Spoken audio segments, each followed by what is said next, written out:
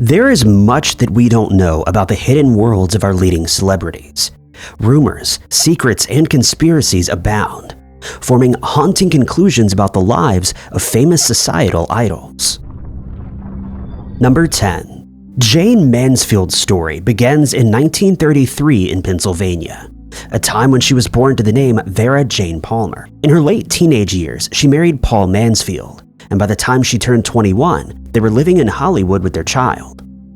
Jayne, despite her talent and good looks, struggled to find opportunities in the district where everyone seemed to rise to fame. Luckily for her, she would later find herself being one of the first ever Playboy bunnies, and she certainly exploited her advantages. In 1955, Jayne's career would see an exciting change. It was this year that she received a reward within her Playboy career, throwing her into the view of the nation's leading directors. It didn't take long for the now aspiring actress to learn violin, piano, and 5 additional languages with a claimed IQ of 163. Jayne played the role of Rita Marlowe, the fictional actress in Will Success Spoil Rock Hunter, which was later adapted into a film. Unfortunately, her film career would be short-lived. On the 28th of June, 1967, she was in Biloxi, Mississippi. She was due to travel from there to New Orleans for a television engagement. 3 of her children traveled with her in a 1966 Buick Electra, with a man named Ronald Harrison at the wheel. The vehicle rammed into a cargo truck as it traveled a dark road obstructed by a white fog of pesticides sprayed by a city vehicle. While the children survived, Jayne, Ronald, and her then boyfriend, a married lawyer named Sam Brody, were declared deceased at the scene. It was this unfortunate accident that sparked the various conspiracies that followed. Some suggest that she was a Satanist and that the Church of Satan, controlled by Anton LaVey, may have had something to do with this tragic accident. There's no doubt that Jayne was connected to the church that she visited in 1966. It was there that she was named the High Priestess of San Francisco's Church of Satan. The conspiracy that she was a Satanist, though, was all due to a misconception as to what the church really is. Anton LaVey actually didn't believe in Satan and merely used it in the title for attention. Instead, he believed in an inflammatory figure who espoused individualism. The connection between the two after the meeting, though, would become a media sensation throughout the 60s, leading many to suggest that she was a practicing Satanist. The story was known to filmmaker Todd Hughes and served as the start of the Mansfield 66 and 67 documentary, co-directed by P. David Ebersole. In the documentary, the last 2 years of Jayne's life are placed under examination as they try to draw parallels between the fatal car accident and what transpired beforehand. Despite discovering that Jayne and Anton were just friends and their connection may have been a publicity stunt, Carla, Anton's daughter, later confirmed that the two were secretly dating. But it's one crucial detail of Jayne Mansfield's life that leads theorists to believe that the fatal car accident was no accident at all and was planned by the Church of Satan, or a different organization. The detail was that between 1966 and 1967, she and Sam Brody had been involved in 7 car crashes, surviving each time until the 8th one finally ended both of their lives. The incident not only cast speculation on the church and the curse that Anton LaVey supposedly placed on Brody, but also threw in a very persistent rumor that Jayne was decollated, ensuring that she remained deceased this time around. This, of course, was disproven later on despite its persistence. The mystery surrounding the fatal accident and the conspiracies connected to it still endure today, with the Church of Satan at the center of it all. Number 9. Miley Cyrus was born in Franklin, Tennessee in 1992. She catapulted to stardom with her appearance as Hannah Montana in the hit television series of the same name. She rose from teen star to pop music solo artist with her 2008 album Breakout. Miley was born to country singer Billy Ray Cyrus and Tish Cyrus. The father and daughter did some performances together, and she even acted in a few of his movies, despite Billy's reluctance to have his young daughter follow in his footsteps. Throughout her extensive music career, Miley has seen fluctuations in the music genre, style, and persona, which has given rise to a common idea among conspiracy theorists. The young singer's career started with an innocent outlook and country-inspired undertones. This demure way of performance, though, took a sudden change with the release of her 2009 song Can't Be Tamed, and then 2013's release of Wrecking Ball. There was an obvious difference in her performance style and appearance in these releases, and some of the songs to come after. Miley took on a rebellious appearance with her shortened hair and outlandish onstage outfits. The alteration from demure to wild child, of course, was noted by Disney, the company that pushed her to stardom by casting her as Hannah Montana, an innocent teen star who served as inspiration to the youth who viewed her as their idol. Then, in recent years, there's been yet another persona switch. This time, Miley was almost back to her old self. She took on more of a country-like persona. At the 66th Grammy Awards, she even strolled out with a Dolly Parton-style hairdo. Her videos went from rebellious and rough to sophisticated and innocent once more, with songs like Flowers, Angels Like You, and Used to Be Young. This recent and sudden alteration forced conspiracy theorists to conclude that the Miley we see today is actually a clone. They suggested that Disney's poster girl upset the community so much with her rebellious persona that they ended her life and replaced her with a clone who would clean up the act. Some point out plausibility in the fact that she did use a body double at a few of her concerts, adding that it would be entirely possible to find a stand-in for her in real life. Aside from the sudden shift in personality and performance, there isn't much evidence to support this conspiracy, but it's one that drowned out the former Miley is a reptilian shapeshifter conspiracy.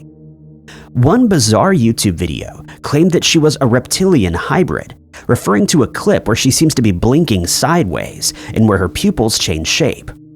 Miley Cyrus, of course, isn't the only celebrity affected by such conspiracies, since many believe that the Illuminati is running the entire industry. Number 8. Paul Thomas Anderson is known for his engaging storytelling films. He's an American screenwriter and director, with his character-driven films Phantom Thread, Licorice Pizza, and Magnolia. He also directed A Prairie Home Companion, according to this conspiracy theory. A Prairie Home Companion is an American musical comedy that actually Robert Altman directed. Just like how the moon landing was fake, Paul McCartney was replaced by a clone, and Nicolas Cage is a vampire, Robert Altman didn't direct the film. Theorists point out that at the time that Altman was translating Garrison Keillor's story into a motion picture, he was at the ripe old age of 80. They believe that due to his age, the studio insisted on bringing in a backup director in case Altman kicked the bucket before the film was finished. That backup, of course, was Anderson. As the theory goes, Anderson ended up directing more than half of that 2006 film, while Altman barked orders into a microphone. The younger director would be the one to speak directly to the actors and actresses. An alternative to this theory was that he was merely on standby and tagged along with Altman, ready to take over if needed. This alternative was actually confirmed by Altman himself, stating that the backup never intruded or overrode him during the filming. Just 5 months after A Prairie Home Companion was released, Altman passed away, which theorists used as credence to support their idea, claiming that he must have been much too sick and weak to direct the movie. Some believe that he was suffering from leukemia at the time. While it's widely accepted that Anderson was brought in as a backup, many maintain that he actually directed the film on his own, without credit being awarded to the other director. The 80-year-old man denied this allegation prior to his passing, and maintained that he directed the entirety of the film without intrusion.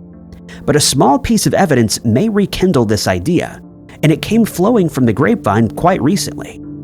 It's said that Martin Scorsese, the co-writer, director, and co-producer of the 2023 film starring Leonardo DiCaprio, wanted to rewrite the story from a different perspective. The rumor claims that Scorsese approached Anderson asking him to do the rewrite. Apparently he did just that and went uncredited. This, according to the theory, wasn't a favor on Anderson's behalf, but rather a business exchange. In return, he would have DiCaprio star in his next movie. That film came out in 2021, and the DiCaprio we were expecting wasn't in it, but his father George was. The rumor was spread through people in the film industry and fell on the ears of an editor for a high school newspaper, who decided to share his daring conspiracy theory on his blog. If the rumor of Anderson being a ghostwriter is true, then it could add some more plausibility to the conspiracy that he ghost-directed a Prairie Home companion underneath Altman and gave him all the credit for it. Number 7. Jim Morrison was born in Florida and grew up to become a revered American singer and songwriter, the charismatic frontman of The Doors. In 1965, he joined the classical pianist Ray Manzarek, drummer Josh Densmore, and guitarist Robbie Krieger to form the favorite band of many across the world. Morrison was notorious for being a womanizer, who also had a bit of a temper. He spent almost his entire adult life with Pamela Courson, to whom he left everything to in his will. In 1971, following some rebellious acts on stage, he opted to leave The Doors and headed for Paris with Courson, where he would embark on a journey of poetry. It was also this year that the unsuspecting girlfriend returned to their Paris home, only to find Morrison deceased in the tub, with the cause being heart failure at the young age of 27. But speculations about the autopsy and the signature that appeared at the bottom of the forms abound. One theory surrounding the sudden and mysterious passing was popularized in the 1980s by a British journalist. The conspiracy stated that the passing had been orchestrated and committed by the United States Central Intelligence Agency. The apparent motive behind this ordeal was to expel an important figure from the burgeoning counterculture that had been in full force over the previous decades. A similar theory points to the French secret services, or some sort of Zionist plot. Morrison's place of passing has also been placed under speculation. It's widely accepted that he was discovered in his bathtub, yet some have eerily suggested that he actually met his end in a nightclub called Rock and Roll Circus. It was alleged that the manager of the club claimed that a couple of men had dragged the lifeless Morrison from the establishment and placed him in a taxi to be returned to his apartment. But there are other claims that Jim Morrison never really met his demise at all. Instead, he faked it all and started afresh, leaving his troubles behind him. Ray Manzarek believed that he had some supporting evidence for this conspiracy. He recalled conversations he had with the troubled vocalist in 1970.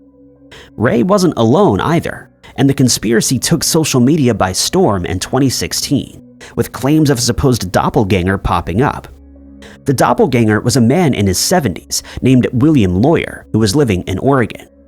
Many believed this really was just Morrison's new persona, so that he could continue living in society but with no one to bother him. Number 6. Sonny John Moore, known professionally as Skrillex, is a big-name American electro house producer from California. He served as the figurehead for the Screamo band from first to last. In 2007, he began his journey as a solo artist. This skateboard teen took on an emo-like appearance with parted hair, lip piercings, and dark clothing. Skrillex is noted as a DJ, musician, singer, songwriter, and record producer. He's won 8 Grammy Awards and was named MTV's Electronic Dance Music Artist of the Year. The only thing that he needed to complete his list of accomplishments was to be placed at the center of his very own strange conspiracy theory. Luckily, he was able to evade the reptilian rumors, Illuminati involvement, and vampire conspiracies. Instead, his theory centers around another celebrity.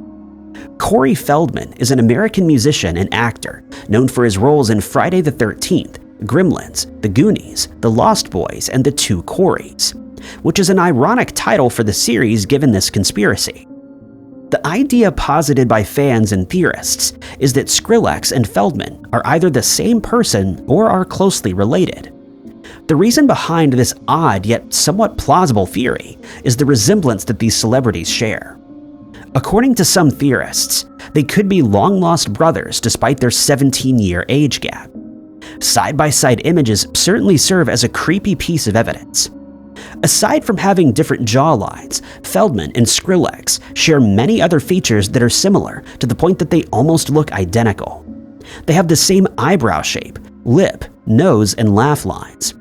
Non-conspiracy theorist Twitter users have also spotted the similarities between the two, with tweets like, "Why does Skrillex look like an emo Corey Feldman?" and "Corey Feldman is what I imagine Skrillex's dad looks like." Adding a bit more plausibility to this idea was the question, has anyone seen Feldman and Skrillex in the same room before? This conspiracy theory even found itself on other platforms, including Reddit and a blog spot called Waveformless. One blogger explained that for quite some time he believed that Skrillex was just Feldman in a wig. Amazingly though, the blogger was able to find a picture of the two posing together. This picture laid the conspiracy to rest. Or did it?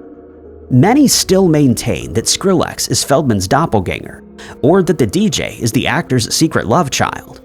The idea even appeared on TMZ's YouTube channel in a video titled "Skrillex Looks Just Like Corey Feldman." Number 5. There's no doubt that Taylor Swift formed a cult-like following very early on in her career, which began in 2005 when she signed up for Big Machine Records. Swift soon became a multi-talented singer-songwriter and a worldwide superstar. She captivated her audience with her heartfelt songs and the catchy melodies that accompany them. Swift had shown a keen interest in music from an early age and progressed quickly from her role in children's theater to performing in front of thousands. This celebrity went on to win 14 Grammy Awards, a Primetime Emmy Award, and 40 American Music Awards, among many more. In 2009, the MTV Music Awards took place and Swift was awarded Best Female Video for her song "You Belong With Me." This ceremony, though, is infamous for a different reason. After receiving her award from her then-boyfriend, Taylor Lautner, the celebrity began her acceptance speech. During the speech, though, Swift was interrupted by Kanye West, who walked on stage and stopped her whole speech.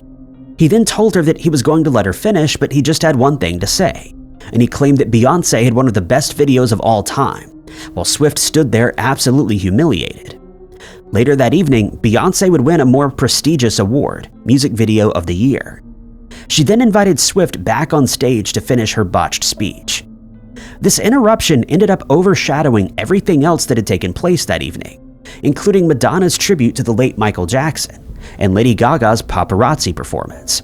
But maybe that's the intention of the interruption. According to some theorists, this random rivalry was entirely fake, and it was all a setup. All publicity is good publicity. There are theorized reasons as to why it was faked in the first place, with the first hypothesis centering around the three characters involved. Some speculated that Beyoncé, Swift, and West planned this interruption. After all, they did see a boost of infamy after the fact. Both West and Swift got a whole lot of press after the incident, and so did Beyoncé after her good deed of bringing the singer back on stage.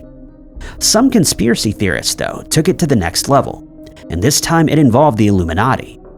This outlandish theory places the biggest star of 2009, Beyoncé, as one of the leaders of the shadowy organization.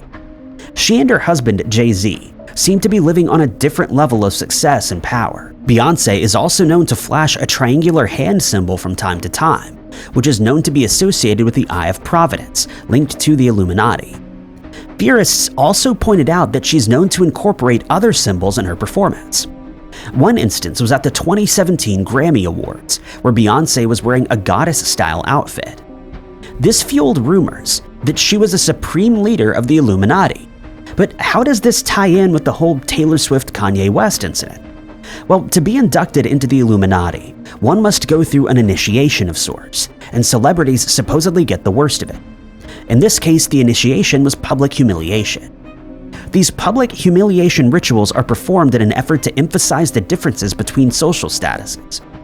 Passing the process of feeling shame and humiliation and accepting the loss of social status may bring the candidate into the organization. If the ritual was done towards Swift, who was 19 years old at the time, then she took the humiliation pretty well. Tears undoubtedly fell backstage, but in front of her vast audience, she held it all together. Swift was also due to perform her song later that evening, and that she did, after plastering her face and changing into a red dress. She effortlessly and without hesitation got through her performance. She wore the same red dress on stage again that same night. This time, it was when she was invited back on stage by Beyoncé, who had just received her reward. Beyoncé was also wearing a red dress, which added to this conspiracy. According to theorists, the fact that both of the celebrities are wearing red was no coincidence, and the colors hold some significance. It's said to be a hidden meaning of both power and influence. Swift's evening started with a sparkling silver dress, after which she made a switch to the vibrant red, and this is alleged to symbolize how she was knighted and brought into the Illuminati by one of the leaders after having passed her initiation.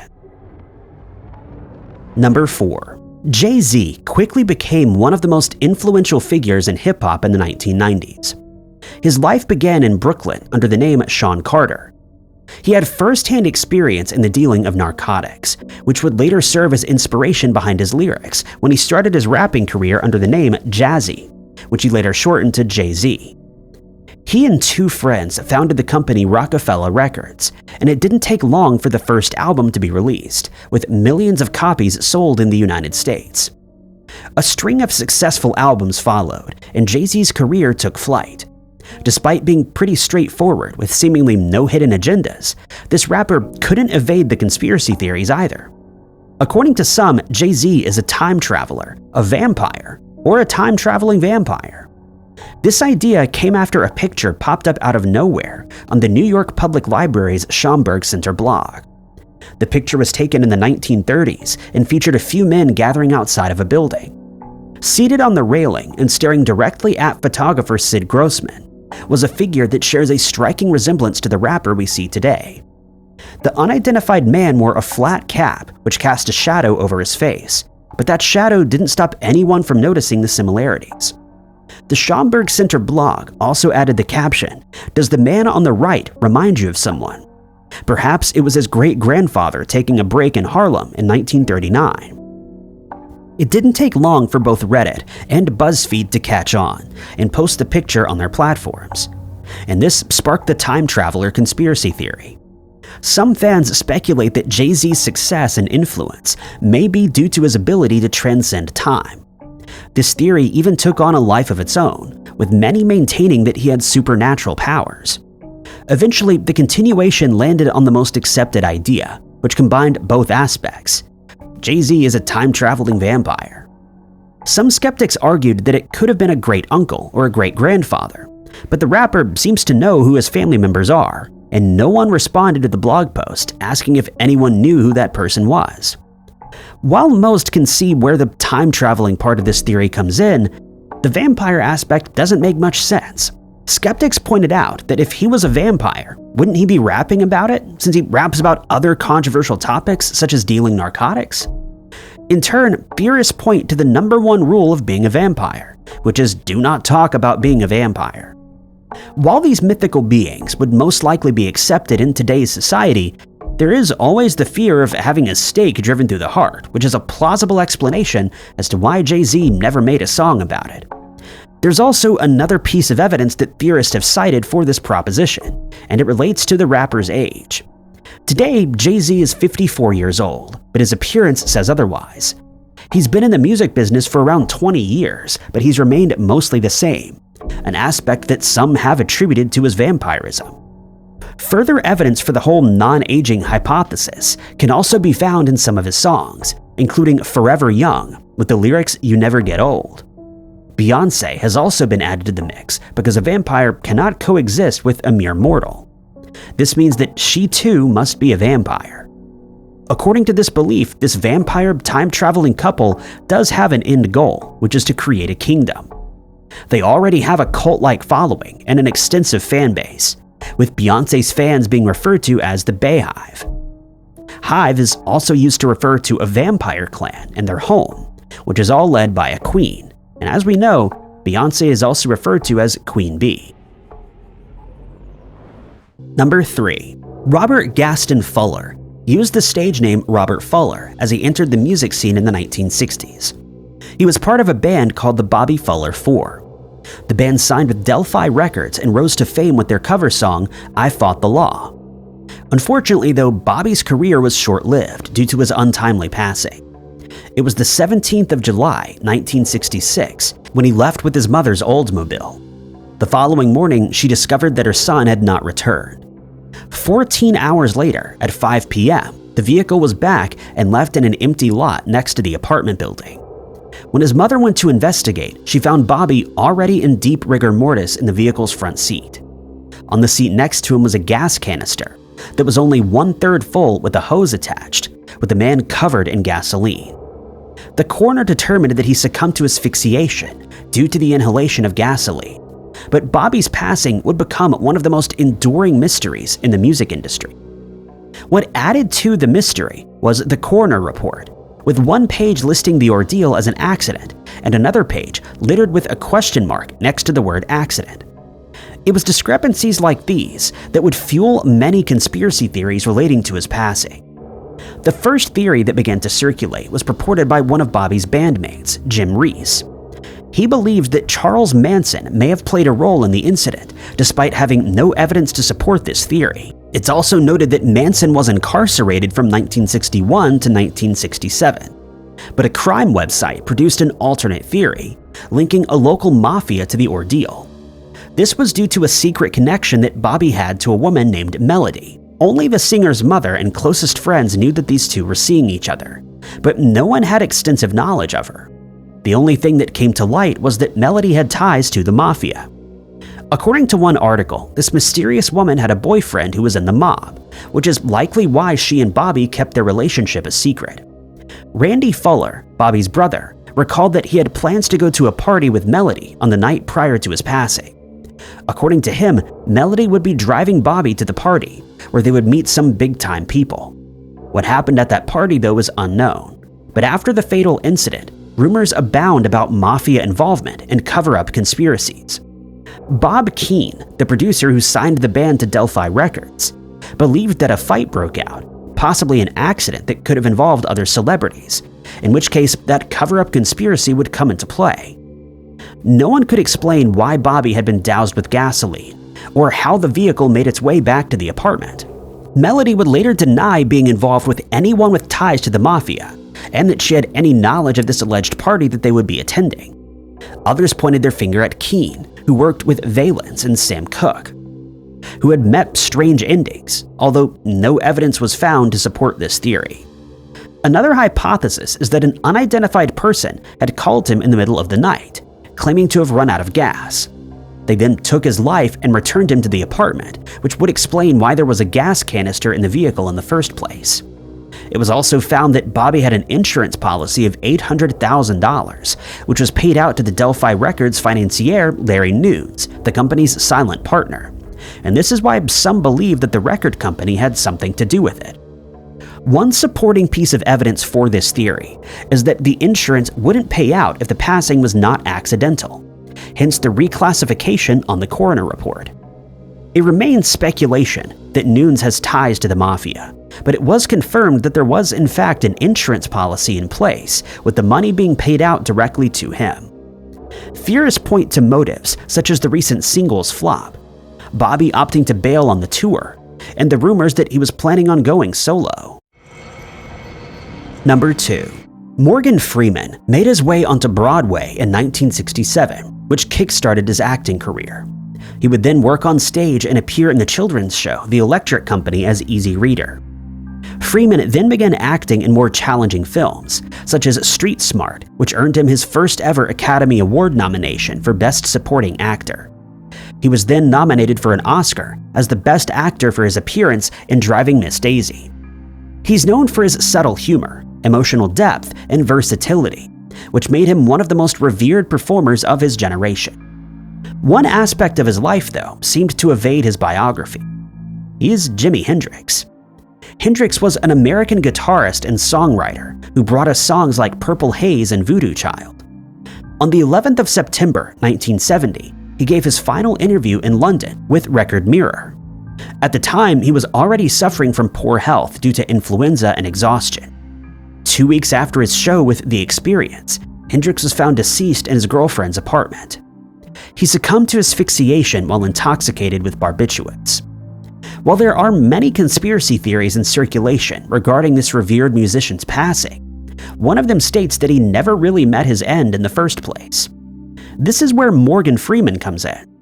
Some fans believe that Jimi Hendrix reinvented himself as the actor, after supposedly faking his passing. This bizarre hypothesis only works when comparing their early lives.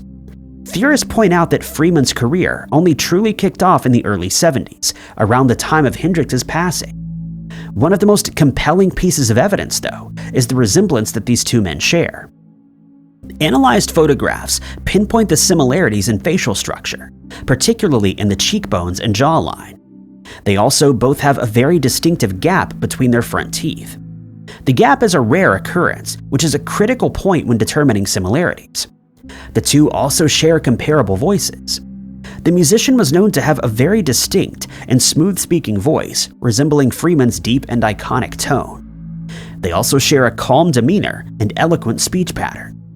Freeman and Hendrix are well-accomplished men in their respective fields. The musician was regarded as one of the greatest guitarists, and the actor was one of the most powerful performers in the film industry. It's also not uncommon for musicians to transition into acting roles.